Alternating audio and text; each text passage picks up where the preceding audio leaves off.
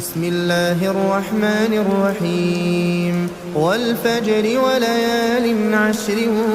والشفع والوتر والليل إذا يسر هل في ذلك قسم لذي حجر ألم تر كيف فعل ربك بعاد إرم ذات العماد التي لم يخلق مثلها في البلاد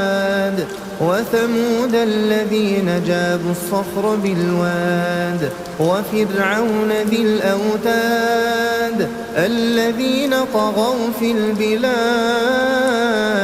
فأكثروا فيها الفساد فصب عليهم ربك سوط عذاب إن ربك لبالمرصاد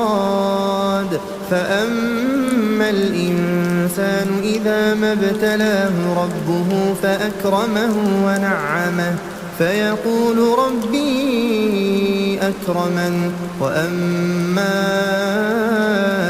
إذا ما ابتلاه فقدر عليه رزقه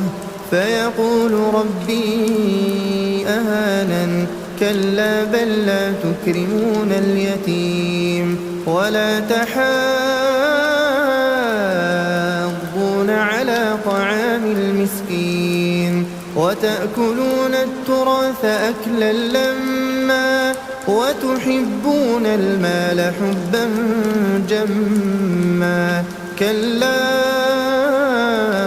إذا دكت الأرض دكا دكا وجاء ربك والملك صفا صفا وجيء يومئذ بجهنم يومئذ يتذكر الإنسان وأنى له الذكرى يقول يا ليتني قدمت لحياتي فيومئذ لا يعذب عذابه أحد ولا يوثق وثاقه أحد يا أيتها النفس المطمئنة ارجعي إلى ربك راضية مرضية فادخلي في عبادي وادخلي جنتي.